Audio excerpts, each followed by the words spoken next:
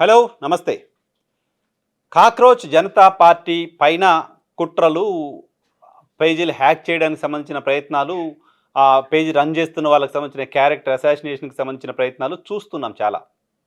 ఏ స్థాయిలో అంటే కేంద్ర న్యాయ శాఖ మంత్రి కిరణ్ రిజిజు కూడా దీని పైన స్పందించి కాక్రోచ్ జనతా పార్టీ ఒక సోషల్ మీడియా హ్యాండిల్ పైన విమర్శలు చేసేదాకా వచ్చారు.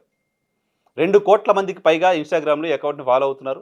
ఆ అకౌంట్ ద్వారా Abhijit Dipke and team raise చేస్తున్న అంశాలకు మద్దతు తెలుపుతున్నారు. అకౌంట్ ఫాలో అవుతున్న వాళ్ళు కేవలం 2,00,00,000 మందే. కానీ ఆ పేజ్‌లో ఇప్పటికీ వాళ్ళ కంటెంట్‌ని లైక్ చేస్తున్న వాళ్ళు, కంటెంట్‌ని ఇష్టపడుతున్న వాళ్ళ సంఖ్య 15-20,00,00,000కు పైగా ఉంది పర్ డే.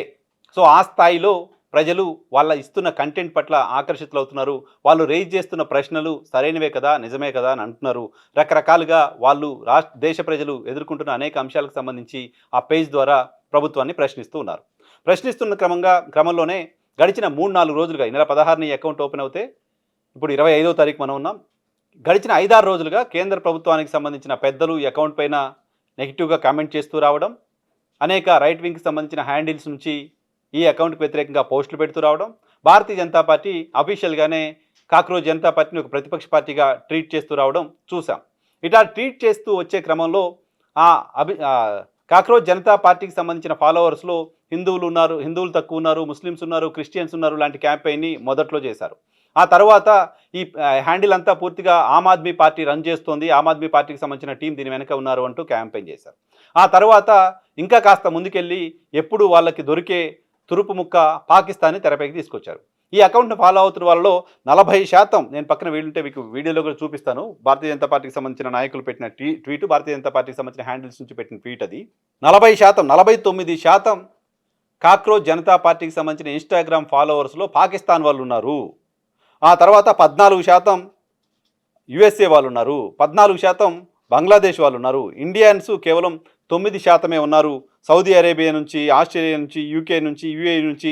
సో ఈ రకంగా బయట దేశాలకు సంబంధించిన వాళ్ళే ఫాలోవర్స్‌గా ఎక్కువ ఉన్నారు అంటూ ఒక క్యాంపెయిన్‌ని మొదలుపెట్టారు. దానికి సంబంధించిన ఒక గ్రాఫిక్స్‌ని, దానికి సంబంధించి ఏ దేశం ఎంతుంది అనేది చాలా అద్భుతమైన కలర్ కాంబినేషన్స్‌తో కూడిన గ్రాఫిక్ ప్లేట్‌ని ఒకదాన్ని కంటిన్యూస్‌గా 2, 3 రోజుల క్రితం విపరీతంగా తిప్పారు దాన్ని.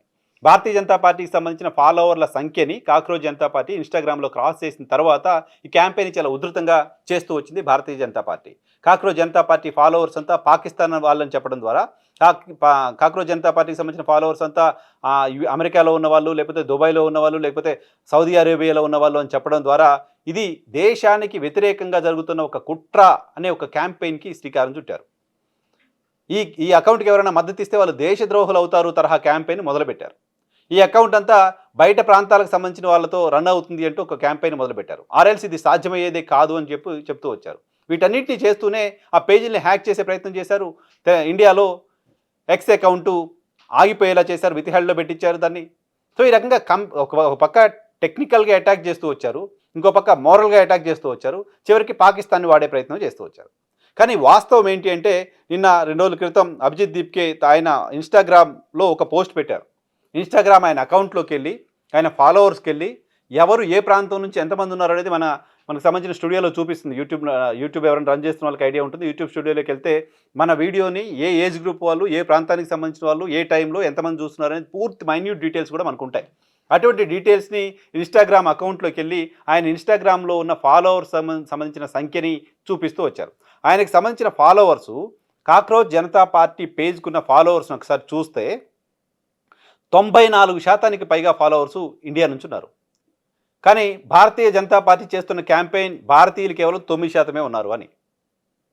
94% మంది ఇండియా నుంచి అకౌంట్ ఫాలో అవుతున్నారు అనేది ఆయన అకౌంట్‌లో ఉన్న ఒరిజినల్ డీటెయిల్స్‌ని స్క్రీన్ రికార్డ్ చేసి మరి అభిజిత్ దీప్కే పోస్ట్ చేశారు. యూఎస్ఏ నుంచి, యునైటెడ్ స్టేట్స్ నుంచి ఉన్న వాళ్ళు కేవలం 1% మాత్రమే. యునైటెడ్ కింగ్డమ్ నుంచి ఉన్నవాళ్ళు 0.7% మాత్రమే. కెనడా నుంచి ఉన్నవాళ్ళు 0.6%.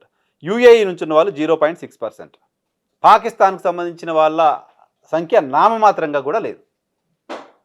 సో పాకిస్తాన్ వాళ్ళే 49% ఉన్నారనేది భారతీయ జనతా పార్టీ క్యాంపెయిన్ చేస్తూ వచ్చింది. సో క్యాంపెయిన్ కూడా శుద్ధ అబద్ధం అని తేలిపోయింది.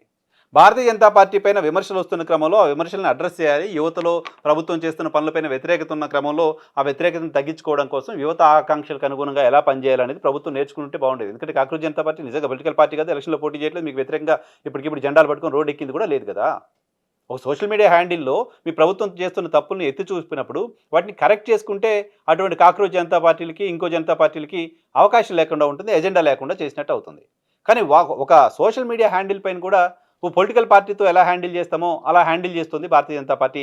అలా హ్యాండిల్ చేయడం ద్వారా ప్యానిక్ అయిపోయి తప్పు చేస్తోంది. భారతీయ జనతా పార్టీ పట్ల ప్రజల్లో వ్యతిరేకత పెరుగుతుంది కాబట్టి అందరిపైన ఒక ఉక్కుపాదం మోపి వాళ్ళని అణిచివేసే ప్రయత్నం చేస్తుందని సాధారణ ప్రజలను కూడా అనుకునేలా చేస్తుంది. కాబట్టి ఎజెండా లేకుండా చేయండి కాంగ్రెస్ జనతా పార్టీకి. కానీ కాంగ్రెస్ జనతా పార్టీ రేజ్ చేస్తున్న ఎజెండా తప్పు అని ప్రచారం చేయడం ద్వారా మిమ్మల్ని మీరు మోసం చేసుకున్నట్లు అవుతుంది. దేశ ప్రజల ఆకాంక్షలు, ప్రధానంగా యువతకు సంబంధించిన ఆకాంక్షలను రిఫ్లెక్ట్ చేస్తూ వస్తున్న స్పందనని చూసి ఆ స్పందనకి రియాక్ట్ అయ్యి ఆ స్పందన రావడం వెనుక కారణాలేంటో తెలుసుకుని వాళ్ళలో ఉన్న అన్రెస్ట్ని క్లియర్ చేయించే ప్రయత్నం, వాళ్ళకి సంబంధించిన సమస్యల్ని పరిష్కారం చేసే ప్రయత్నం కేంద్ర ప్రభుత్వం చేయడం సరైనది అవుతుంది తప్ప ఈ రకంగా అటాక్ చేసుకుంటూ పోవడం, మడ్చిల్లింగ్ చేసుకుంటూ పోవడం, క్యారెక్టర్ అసాసినేషన్ చేసుకుంటూ పోవడం, టెక్నికల్గా అకౌంట్సే లేకుండా చేసుకుంటూ పోవడం అనేది అన్రెస్ట్ని ఇంకా పెంచుతుంది. ఇంకా కసి పెరుగుతుంది కదా యువతలో. ఎందుకు వచ్చింది? సుప్రీంకోర్టు ప్రధాన న్యాయమూర్తి మొత్తం దేశంలో యువతని, నిరుద్యోగుల్ని, జర్నలిస్టుల్ని, న్యాయవాదుల్ని బొద్దింకలతో పోల్చినప్పుడు, బొద్దింకలతో పోల్చడం వల్ల దేశ యువతలో ఒక అసహనం పెరిగిపోయి ఒక చిన్న సోషల్ మీడియా అకౌంట్ క్రియేట్ అయింది. ఆ అకౌంట్ మీ ప్రభుత్వానికి సంబంధించిన వైఫల్యాలను ఎత్తి చూపుతోంది. సో ఇప్పుడు మీరు చేయాల్సిన పని వాళ్ళ సమస్యల్ని అడ్రస్ చేయడం తప్ప వాళ్ళ అడ్రస్ లేకుండా చేయడం కాదు. రాంగ్ హ్యాండిల్ చేస్తే నష్టపోయేది భారతీయ జనతా పార్టీయే. కాబట్టి పాకిస్తాన్ పేరు చెప్పి, ఉగ్రవాదుల పేరు చెప్పి, కులాలు మతాల పేరు చెప్పి దేశ ప్రజల ఆకాంక్షలను అడ్డుకోవచ్చు, వాటిని అణిచివేయచ్చు అని కేంద్ర ప్రభుత్వం భావిస్తే, భారతీయ జనతా పార్టీ భావిస్తే దాన్ని ఖచ్చితంగా మూల్యం చెల్లించుకోవాల్సి ఉంటుంది.